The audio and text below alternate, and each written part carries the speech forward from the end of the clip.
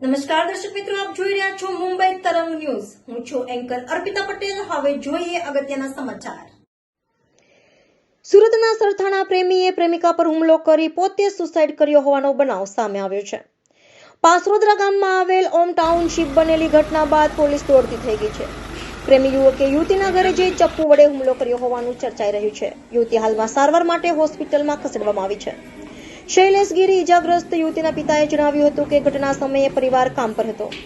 યુવક ઘરમાં ઘૂસી ગયો હતો. લગ્ન કરવા માટે દબાણ કરતો હતો. લગ્ન નહીં કરે તો તને મારીને હું પણ મરી જઈશ એવી ધમકી આપી ચૂક્યો હતો.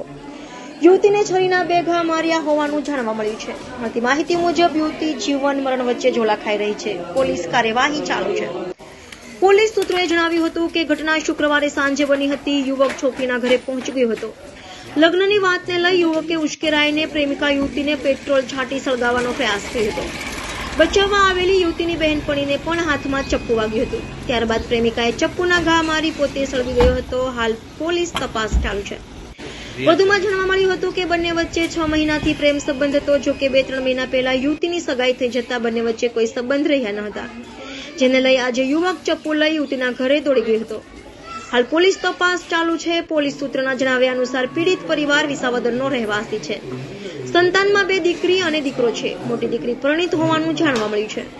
નાની દીકરીની સગાઈ થયા બાદ પ્રેમી દ્વારા હુમલો કરાયો છે. હાલ યુવતી ઓપરેશન થિયેટરમાં છે. રિપોર્ટર વિજય મકવાણા, મુંબઈ તરંગ ન્યૂઝ, સુરત.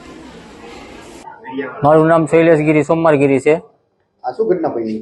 ઘટનામાં મને કઈ, હું તો કામે નીકળી જઉં. મારી ઘરેથી શું બન્યું, છોકરો કંઈક પેટ્રોલ લઈને આવીને સળગ્યો અને મારી છોકરીઓને સરી મારીને પોતે છોકરીઓની માથે પેટ્રોલ નાખીને સળગાવેલ છે.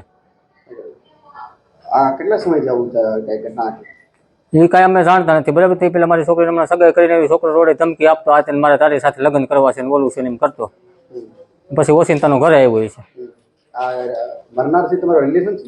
ના, રિલેશન નથી. મારા સસરાના ગામનો છે. રિલેશનમાં ત્રીજા વિભાગમાં રહેશે.